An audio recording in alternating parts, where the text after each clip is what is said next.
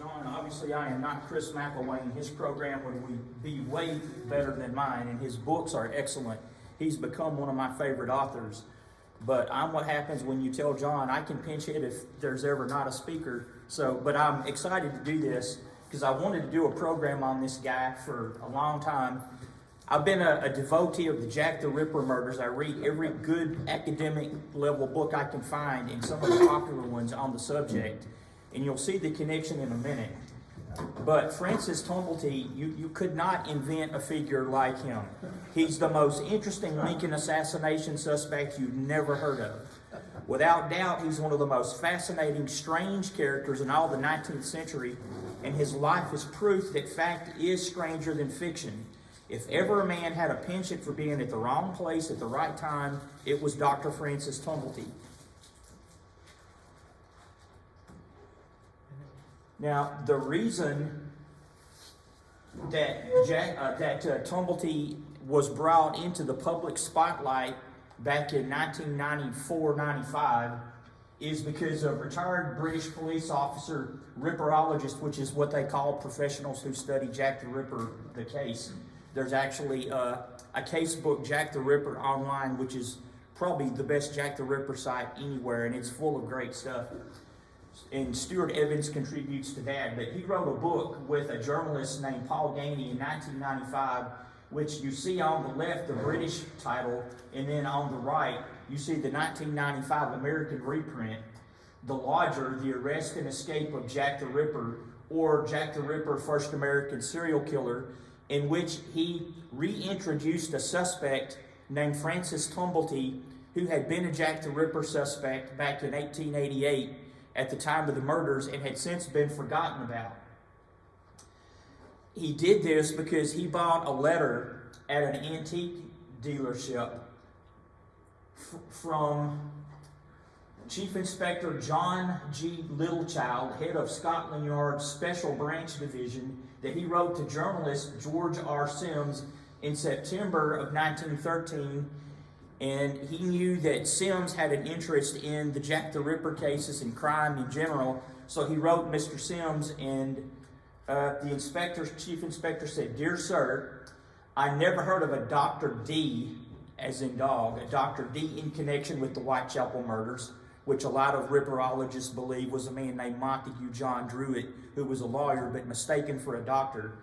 I never heard of a Dr. D in connection with the Whitechapel murders, but amongst the suspects, and to my mind, a very likely one was a Dr. T, as in Tumulty, which sounds much like D. He was an American quack named Tumulty and was at one time a frequent visitor to London, and on those occasions constantly brought under the notice of police, there being a very large dossier concerning him at Scotland Yard. Although a psychopathia sexualis subject, he was not known as a sadist, which the murderer unquestionably was, but his feelings toward women were remarkable and bitter in the extreme, a fact on record. Tumulty was arrested at the time of the murders in connection with unnatural offenses and charged at Marlborough Street, remanded on bail, and got away to Boulogne in France. He shortly left Boulogne and was never heard of afterwards. It was believed he committed suicide, but certain it is that from this time the Ripper murders came to an end. And as we'll see, some of what Chief Inspector Littlechild thought he remembered about Tumulty was not accurate. One reason that modern Jack the Ripper, ripperologists, as they're called, take Tumulty as a suspect still is the Littlechild letter and articles written by New York attorney Colonel Charles A. Dunham, a.k.a. Sanford Conover, who was a Union Civil War spy, forger, journalist, and all-around master of dirty tricks. And this is a really good book that I just got on Dunham and his career. So I can pass that around if anybody wants to look at that. Dunham was convicted on perjury charges and sent to prison in 1869 for giving an... Oh, here's the Evans book. I'll pass that around too. Dunham was convicted on perjury charges and sent to prison in 1869 for giving and arranging false testimony in the Lincoln assassination conspiracy trials. When initially caught in his lies, Dunham offered to make up any lies the U.S. government wanted, and was still lying in 1888 when he accused Dr. Francis Tumulty, the quote-unquote Indian herb doctor and the quote-unquote great American doctor, of being the Whitechapel or Jack the Ripper murderer. Tumulty had recently returned from England in 1888 when Dunham wrote his letter to the New York newspapers. And he was also a journalist, Dunham was, so he knew how to work the newspaper journalism system for sure. Tumulty had recently returned from England in 1888 in December, where he had been arrested on indecency charges and suspected of being Jack the Ripper, of actually being the Ripper. How much weight to give Dunham's testimony, considering his outlandish Civil War career and the fact that he was what we would call a bunco artist, is still debated by historians. So some Ripperologists say, well, you can't believe anything Dunham said, so obviously that gets Tumulty off the hook. This guy, Tim Riordan, pretty much takes that camp. This author, Michael Hawley, says, well, let's not be too quick to write Dunham off just because we know he lied in certain areas. I'll pass those around in a minute. Yeah. Is that your personal collection or is that from the library? No, this is from my personal library. So we'll get into more of this in a minute, and I'll go as quick as I can because I know we don't want to be here all night. I'll try to go as quickly as I can. These are interesting quotes from Dr. Tumulty's narrative, which I'll talk more about later, but I'll pass that around if anybody wants to look at that. And I'll talk a little bit more about his narrative later on, but in it he says, quote, "Selfishness is unfortunately the governing principle of human nature, and it has been truly said that the generality of mankind are more desirous for their own personal aggrandizement than for the happiness of those around them." And then the second quote, "Truth is mighty and will prevail," which, as you'll see in a minute, coming from Dr. Tumulty, is ironic to the extreme. Well, there have been recently 2 really good books on Tumulty.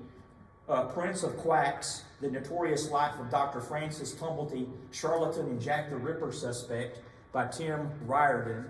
And then Jack the Ripper Suspect, Dr. Francis Tumulty by Michael L. Hawley. So we'll slide those around. And there's a picture of Michael Hawley, who wrote Jack the Ripper Suspect at a Ripper conference. And they're really good books if you happen to be interested in that type of subject. Hey, Stephen, who was that man you didn't give the proverb, the speech to? Oh, that's Michael Hawley that wrote the Jack the Ripper Suspect book. Hawley. Well, Francis Tumulty was born in 1830 in County Meath, Ireland, in or near the city of Dublin, the youngest of 11 children. He had 8 sisters and 2 brothers. His parents were James and Margaret Tumulty. They were a devout Catholic family. When they came to America, James was 54 and Margaret was 42. Several sisters married and stayed in Ireland or wound up in Liverpool, England. One son, Lawrence, immigrated to America around 1844 and settled in Rochester, New York on the Erie Canal in upstate New York, as did one of Tumulty's older sisters, Mary Tumulty Kavanaugh. We don't know what the Tumulty status was in the old country, only that the family sailed for America at the height of the Irish potato famine aboard a ship named the Ashburton and arrived in the U.S. on June 21st, 1847, joining their son Lawrence in Rochester on the Erie Canal. And here we have a picture of Rochester from the 1830s. You really can't see the inset map. And this is Margaret Tumulty's 1850 census enumeration. The records say that Tumulty's father James died in 1851, but he's not recorded in the 1850 census, so I think he may have died in 1850. And then you can see Francis listed on the last line, listed as a laborer.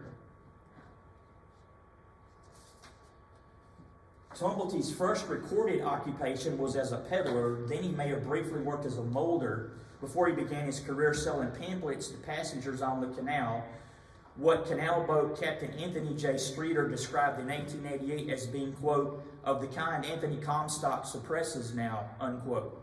Now, Anthony Comstock was a leading crusader against obscenity, who in 1873 successfully lobbied the U.S. Congress to ban the importation, transportation, or mailing of any kind of obscene material.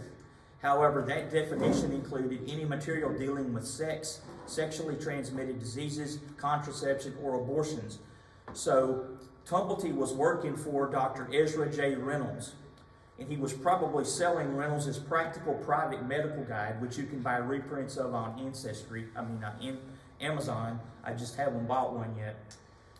So these were considered by polite society to be pornographic because they dealt with these quote-unquote secret diseases.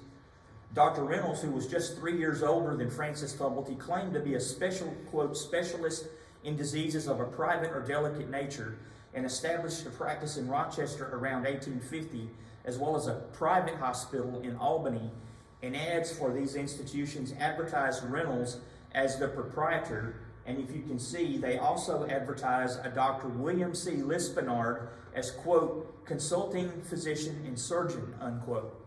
Well, W.C. Lispinard was an alias used by Dr. Reynolds, possibly to separate his name from the kind of matters Dr. Lispinard ostensibly dealt with of a secret nature, or possibly he chose a French alias because at that time the French were thought to have a superior understanding of sexuality and sexually transmitted diseases.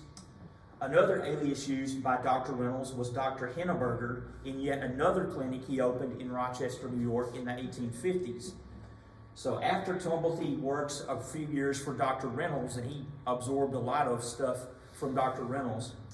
Well, actually, before I go to that, and indeed in September of 1873, Dr. Ezra J. Reynolds, quote, also known by the professional, in question mark, name of Lispinard of Rochester, unquote, pled guilty to, quote, despoiling the mails at Rochester, depositing in the mails at Rochester certain circulars, books, articles, and things of an obscene character and immoral use, fined $750. And then Dr. Lispinard Reynolds died in 1873 in Rochester. I don't know what Mrs. Reynolds thought about his double identity, but this is the first character that Francis Tumulty worked for.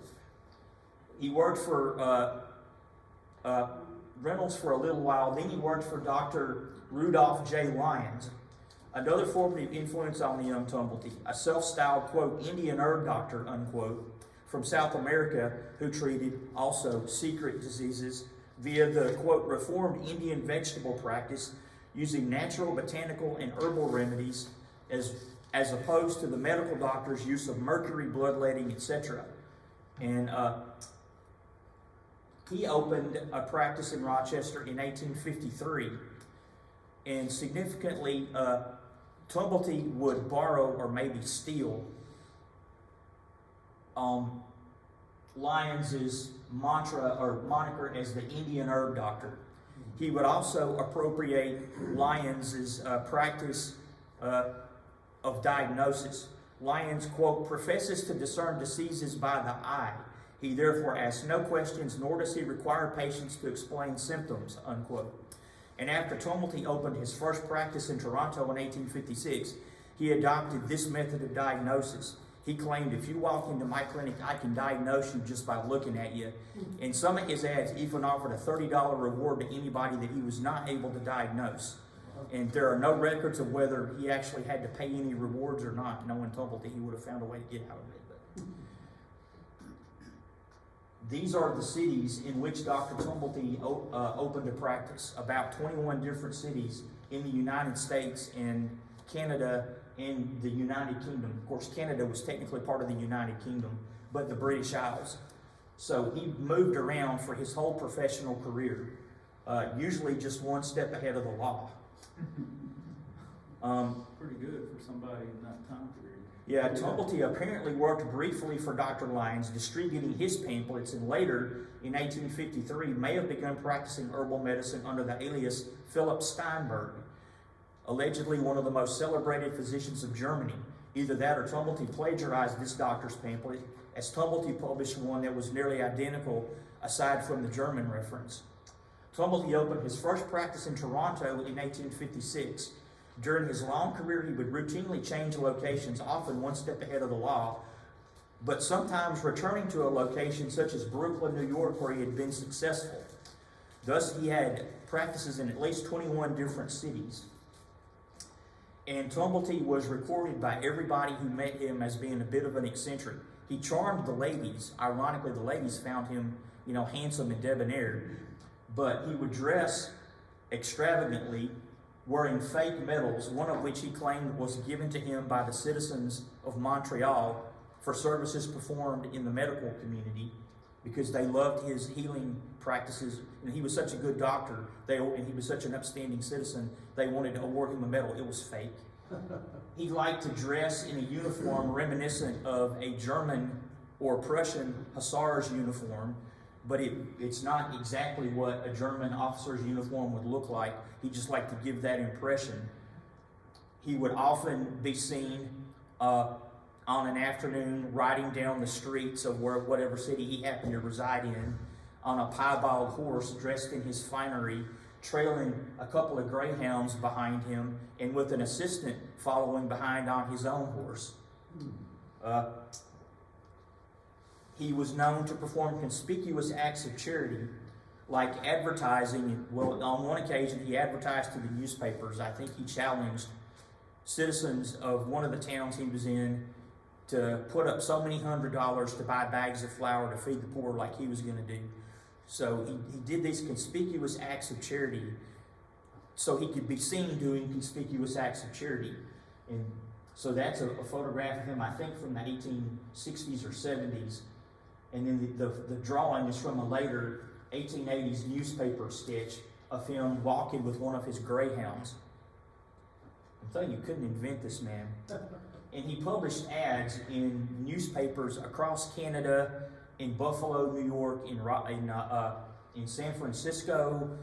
Everywhere he had a practice, he published newspaper advertisements. These are some of them. Sorry, they're not a little bit bigger, but the newspapers are full of them. Tumulty, now billing himself as, quote, the Indian herb doctor, used the medium of newspaper advertising to full advantage, in period U.S. and Canadian papers, and a few UK papers are full of his ads, which extol the virtues of his natural herbal remedies over the medicines prescribed by the more traditional medical doctors, who tended to look down on physicians advocating herbal cures. There was a split in the medical community where medical doctors did not consider herbal doctors or homeopaths to be real doctors. So they looked down on them anyway, but with Tumulty, there was every reason to. Tumulty even came up with what today might be called the jingle that he used, you'll see it in the middle, in ads throughout his career, what he called our motto, quote, we use such balms as have no strife, with nature or the laws of life. With blood our hands we never stain, nor poison men to ease their pain. Our Father, whom all goodness fills, provides the means to cure all ills. The simple herbs beneath our feet we use, well used, relieve our pains complete. A simple herb, a simple flower, called from the dewy lea. These they shall speak with touching power of change and health to thee.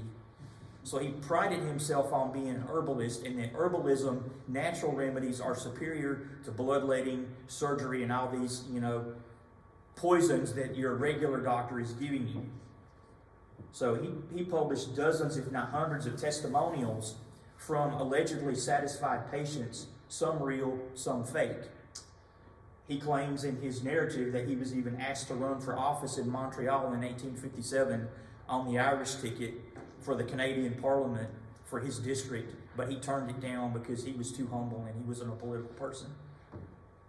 Well, one of the people that he got to endorse him, who actually wrote an endorsement, was Reverend Father Constantine Louis Egan, order of preachers, or a Dominican priest, who was stationed in Washington, D.C. for a while and was the chaplain of the 9th Massachusetts Volunteers and later of the 5th and 9th Corps.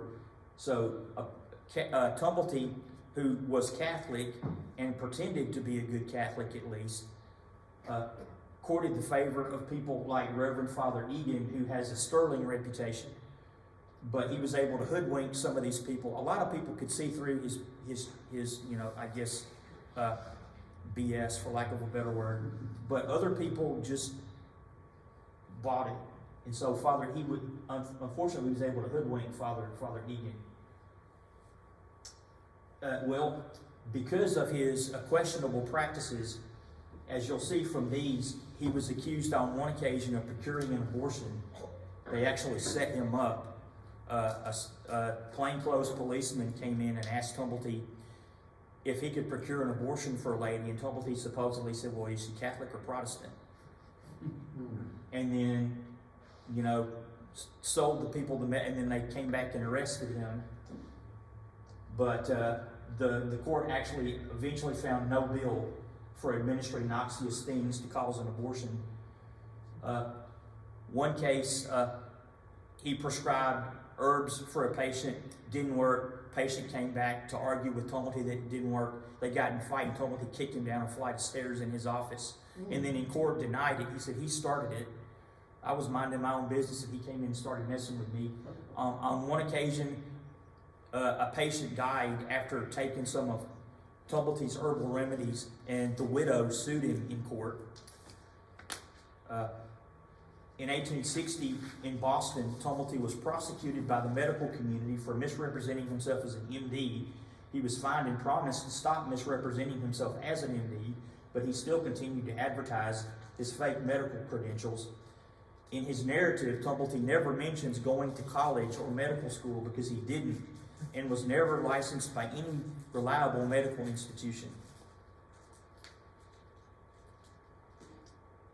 Well, he eventually, and there's another couple of ads. He was in court off and on throughout his whole career. Well, he finally made his way to Washington, D.C. around 1861. But before we get there, Tumulty was born a hermaphrodite, which means he had genitalia of both male and female. He identified as a man, but he always chose younger, attractive male companions when he opened a new practice, and was arrested numerous times for committing immoral acts with many of these and other men. Supposedly, Tumulty had small hands and feet and a high voice, but again, women found him attractive, although he was very cold towards women. He always warned his male companions to stay away from women.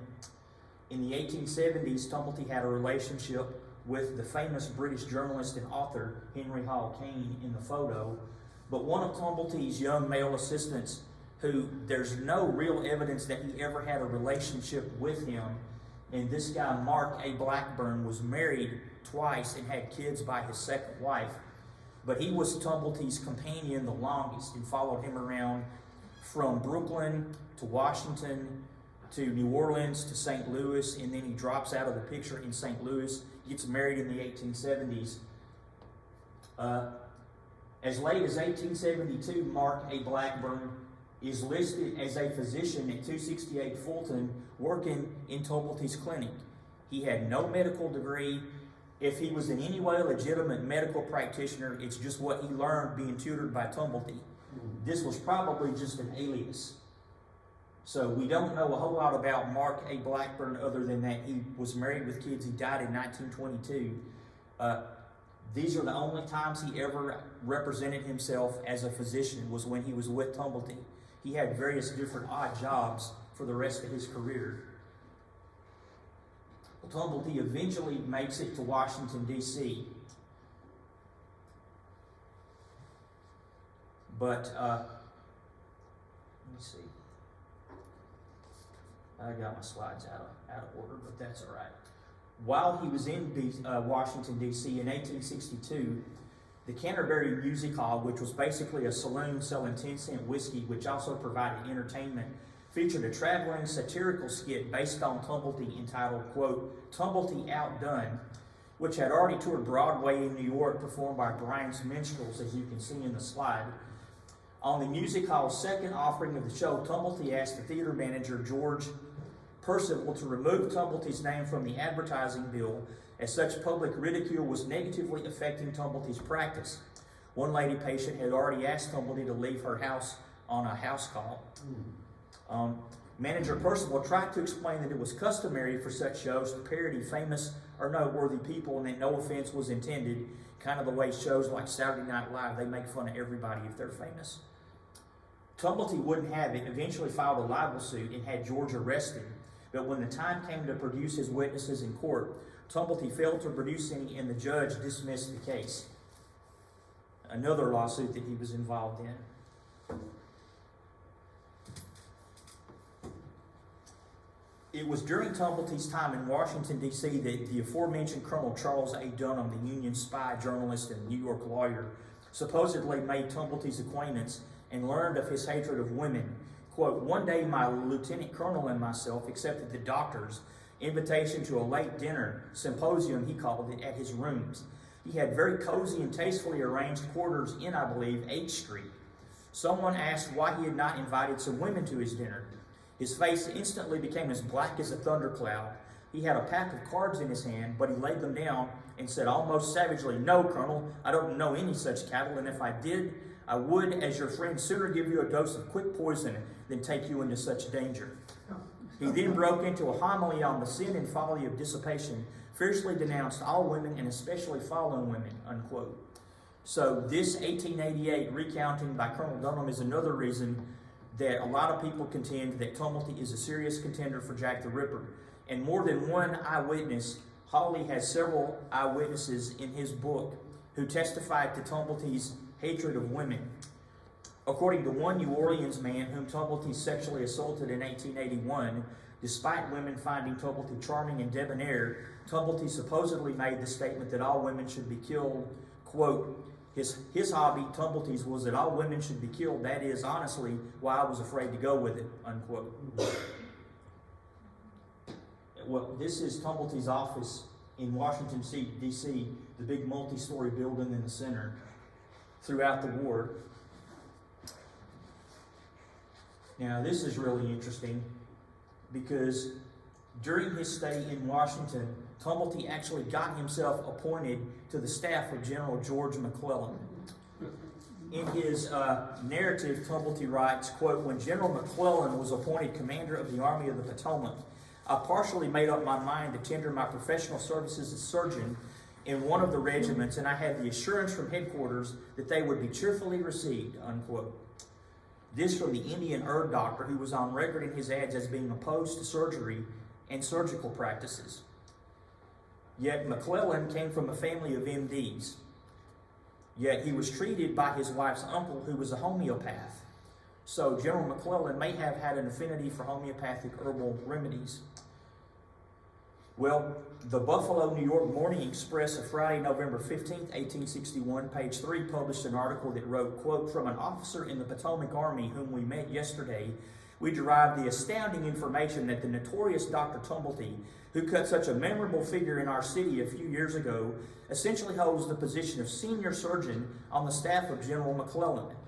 Our informant asserts that he cannot be mistaken in the fact that he has seen the doctor several times parading in the staff retinue of the General-in-Chief, and that he held conversation with him. He describes him as the most magnificent personage on the staff. We do not know how to disbelieve this statement as incredible as it appears. If it is the fact that Tumulty has so imposed upon General McClellan and others as to obtain this position, his antecedents and true character ought to be brought to the knowledge of those who have invested him with such a ridiculous honor," unquote. And we know that during the war, Tumulty followed the Army of the Potomac to locations such as Frederick, Maryland, which, as you know, the Battle of Antietam was in September of 1862 on September 17th. Because, as author Tim Riordan notes, there were huge numbers of casualties, wounded on both sides, many of whom were ambulatory, thus, quote, "easy pickings for Tumulty." In August 1862, Assistant Judge Advocate General Levi C. Turner began proceedings to investigate reports that Tumulty was forging and selling Army discharge papers. So Tumulty left Washington briefly, but returned in 1863.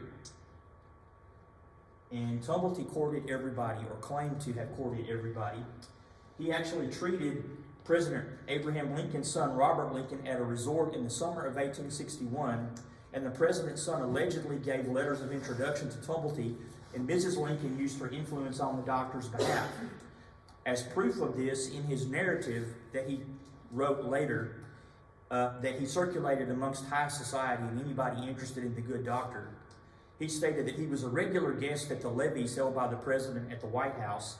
However, this is a little less impressive than it might ordinarily sound, because these open houses at the White House to meet and greet the president were open to anyone white and respectably dressed, and Tumulty fit that requirement. When he decided to travel to Europe in June of 1863, Tumulty alleges that President Lincoln wrote a note of introduction to Lord Russell, British Foreign Secretary, on Tumulty's behalf. Quote, "Dear sir, the bearer of this, Francis Tumulty, M.D., an esteemed friend of mine, is about to visit London for the first time and will consequently be a stranger in your metropolis. Any attention which you may extend to him will be greatly appreciated by your friend and humble servant, Abraham Lincoln." And the signature is on the note in the narrative. But this may be a case of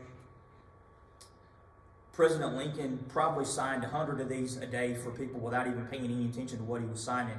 So that's probably how Tumulty got it, but he used it to his advantage to claim he was a close personal intimate of Lincoln and the Lincoln family. Now, Tumulty had already been arrested once. On April 28, 1865, in Brooklyn, New York, a 16-year-old boy named Thomas Purcell was arrested for stealing a pocketbook with $200 in it. Either for revenge or to evade more trouble from the law, the lad spun a tale about being an accomplice of John Wilkes Booth when Booth was in New York, and that he also knew Booth's co-conspirator, David Harold, from the photo. Further, this kid claimed that Harold had lived in Brooklyn under the alias of Blackburn. Remember that name. Some papers asserted that Blackburn was Dr. Tumulty's alias. Some papers, like the New York Times, wrote the story off as nonsense, but others took it seriously. Tumulty had already been arrested once on or about March 9th by the Provost Marshal of St. Louis for impersonating a federal officer, dressed as he was, quote, in a handsome robe, high patent leather boots and spurs, and sporting his military-style hat and perhaps all his fake medals. Commenting on why he was being arrested, one of the soldiers supposedly told Tumulty, "You're thinking yourself another God Almighty, and we won't stand it." Tumulty was released after a couple of days, and in his narrative, commenting on his dress, says, quote, "I've been charged with eccentricity in dress, but I presumed, as this is a free country, that as long as a person does not outrage decency or propriety, he has a perfect right to suit his own taste in the color and fashion of his own garments."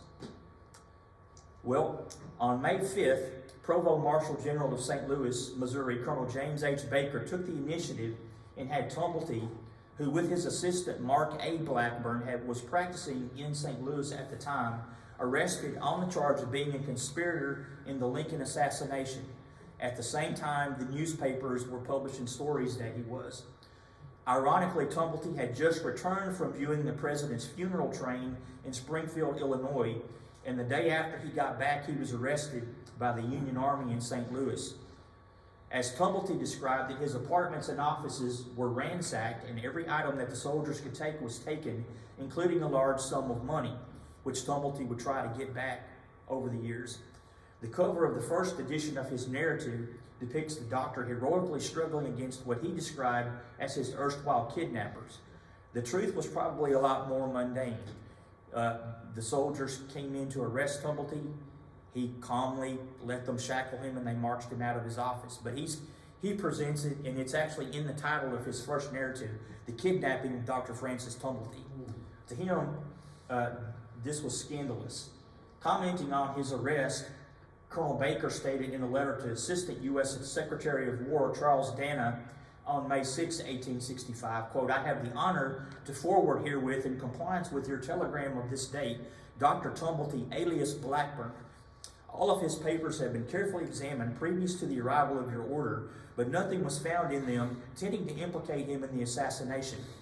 Tumulty's papers and his own admissions show that he has tramped the continent from Quebec to New Orleans in the character of an Indian herb doctor, has gained an extensive notoriety as an impostor and a quack, has been compelled to leave several towns and cities in Canada for his rascality and trickery, and is being continually importuned and threatened by those he has deluded and swindled. Tumulty's principal associates in St. Louis have been one J.W. Blackburn, his assistant in the medical profession, and one Oregon Wilson, an artist. There appears to be nothing against them except they belong to a class of adventurers that encumber and prey upon society, unquote. And according to Tumulty, the soldiers who arrested him said, "Oh, they've had such an immense amount of excitement in Washington that Colonel Baker thinks we ought to have a little sensation here." So they arrested him. And this is from Tumulty's incarceration file from the old Capitol prison. This is the actual arrest warrant. But that wasn't all. On May 12th, newspapers broke the story that Tumulty was actually the mastermind behind the 1864 Yellow Fever plot, a kind of Civil War germ warfare which involved shipping clothes infected with yellow fever to several northern cities during a time when many cities in the U.S. were already fighting an outbreak of yellow fever. The mastermind, Confederate official and later Kentucky governor, Dr. Luke Pryor Blackburn, was arrested in Canada and charged with breaking the Neutrality Act, but was never prosecuted because they couldn't prove that he had violated any Canadian laws. The U.S. government soon realized that Tumulty had nothing to do with the plot, so he was never a serious suspect for the Yellow Fever plot.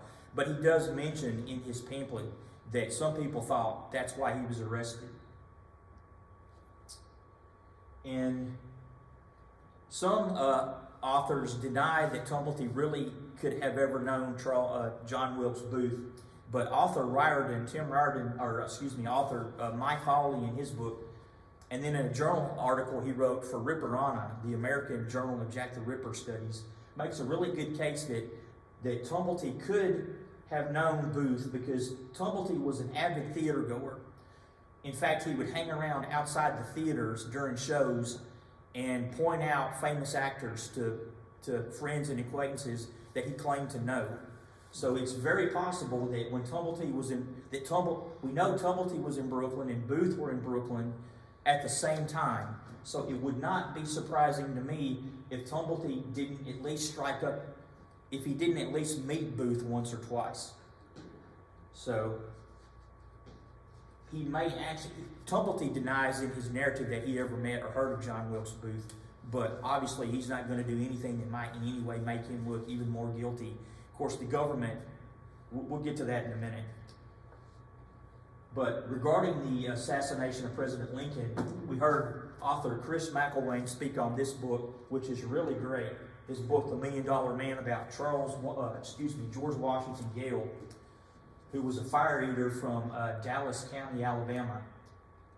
And I'm sorry Chris couldn't be here tonight. He did a great program on this, and he's one of my favorite authors now.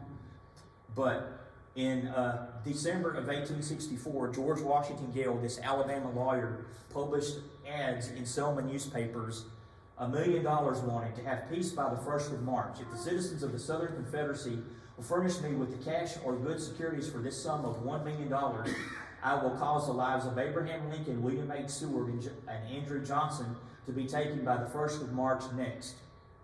This will give us peace and satisfy the world that cruel tyrants cannot live.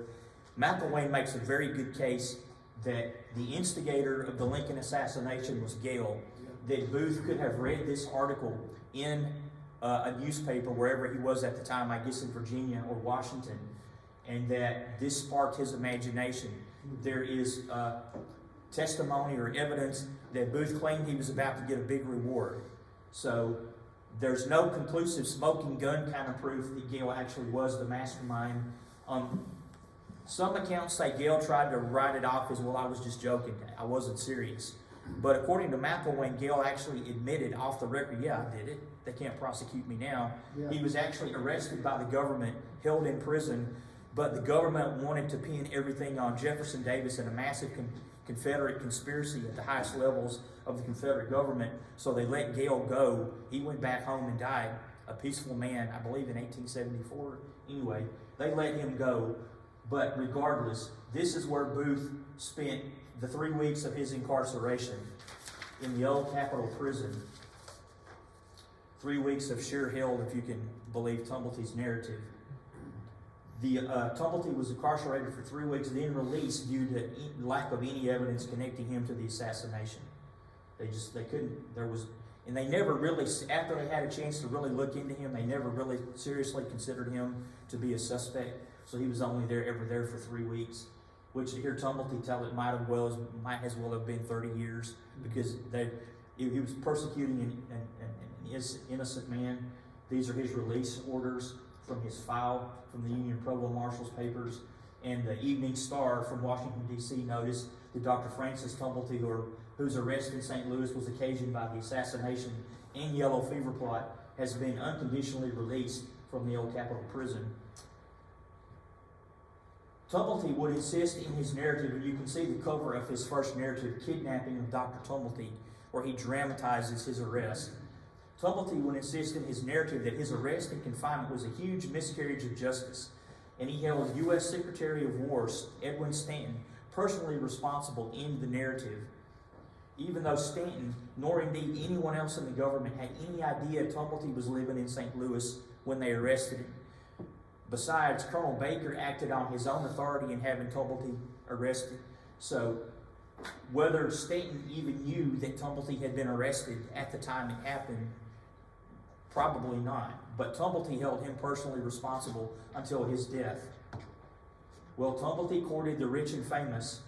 After the war, Tumulty sent Generals Lee and Sherman and several other prominent American and British citizens copies of his autobiographical pamphlet, The Kidnapping of Dr. Tumulty, or as he renamed it, the narrative,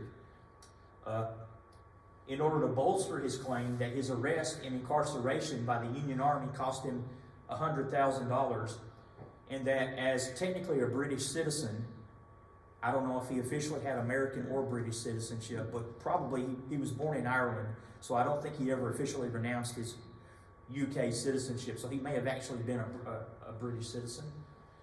He was entitled to recoup his losses under the United States British Claims Commission Act, which was a treaty the United States had with Great Britain.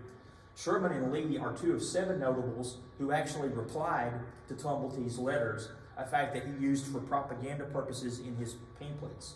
And you can read the letters that he published to those guys in there.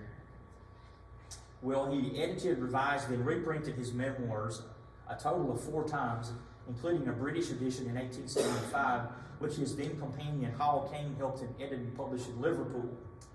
In it, of course, he printed many of the letters, real or faked, from famous people he had received, including President Lincoln and Generals Lee and Sherman.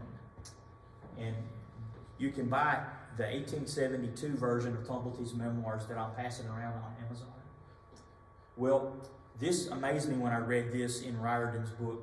No less a personage than Frederick Douglass encountered Francis Tumulty. Tumulty traveled across Europe multiple times. He actually opened clinics in Liverpool, England in the mid-1870s, where he was now known as the Great American Doctor rather than the Indian Herb Doctor. Apparently it got too hot as the Indian Herb Doctor, so he billed himself as the Great American Doctor. But in his pamphlet, he's just a humble man. No less a personage than the great abolitionist and journalist Frederick Douglass, who had been traveling in Europe with his wife in 1887, met Tumulty in Liverpool and said, quote, "He, Tumulty, told me about himself in a very brief space, for he seemed to have more tongues than ears.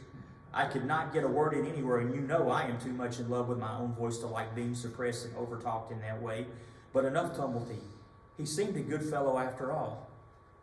So Frederick Douglass had a pretty good impression of Tumulty, other than he talked too much.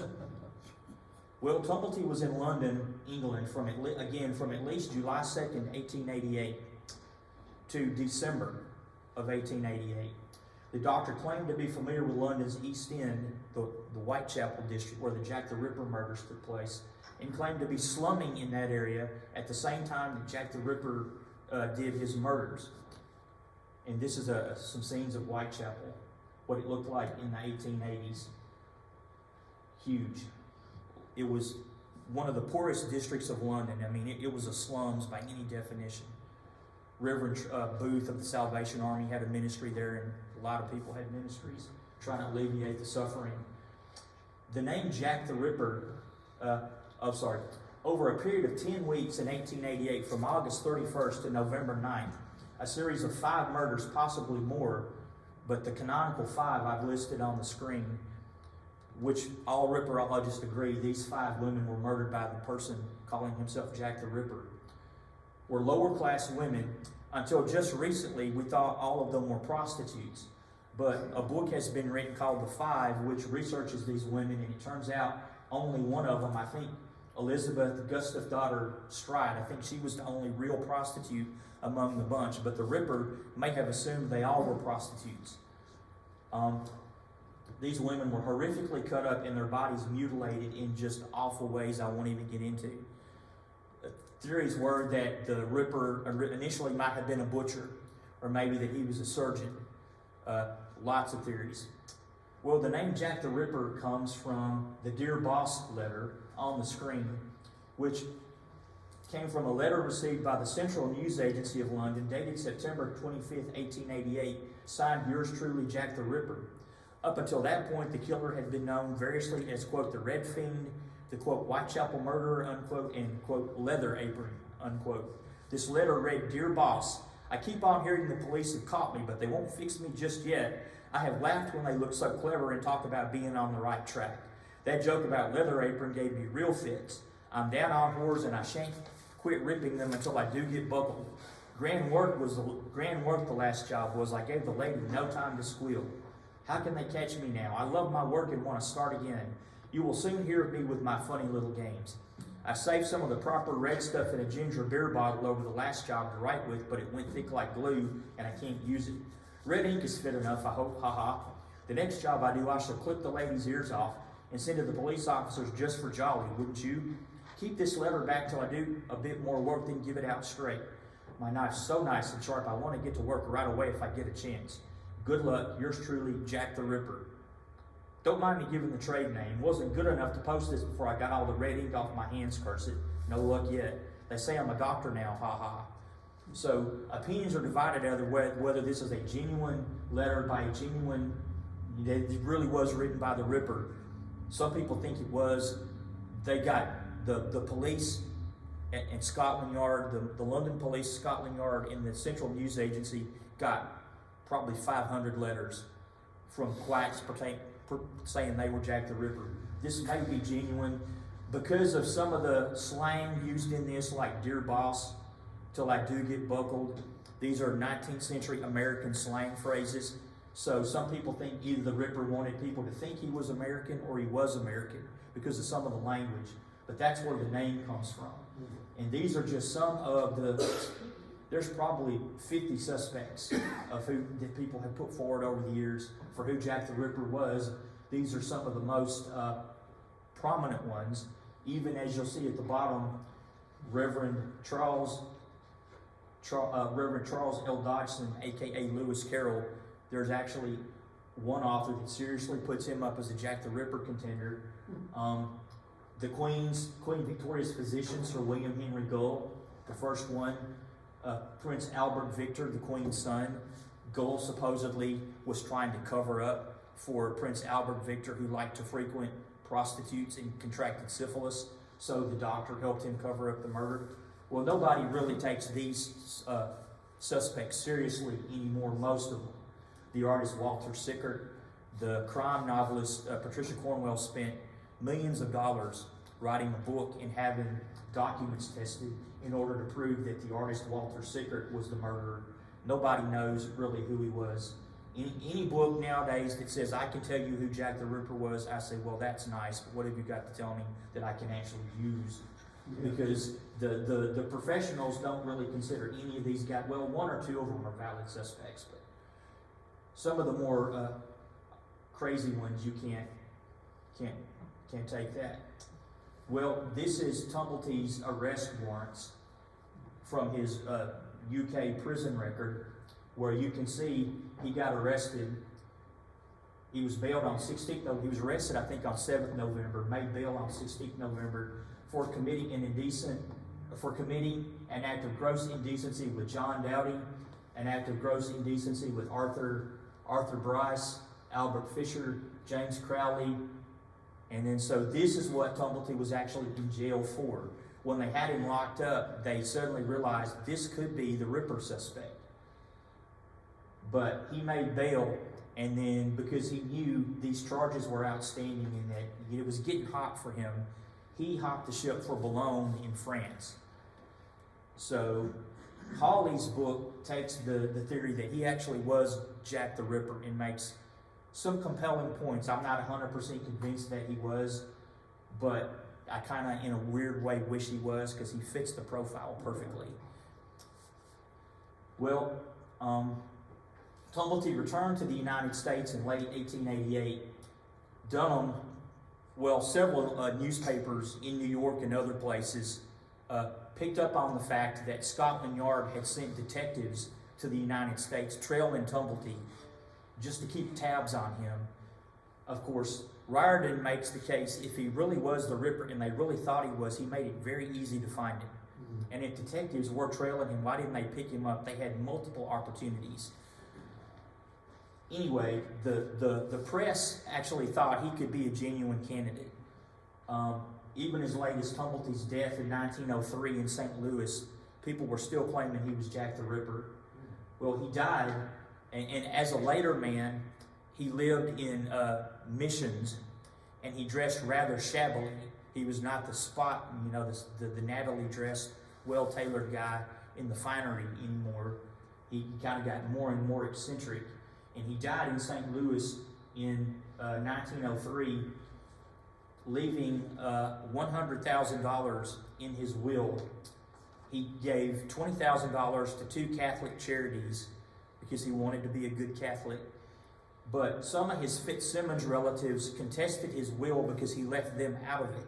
They claimed he's not in his right mind, or he would have included us in the will. So the will was in probate for 2 or 3 years, and I honestly can't remember whether they got any money or not. And let's say he was 62 years old, 82. I think 82. He was born in 1830. So 1903 minus 1830. And he's buried in Rochester, New York.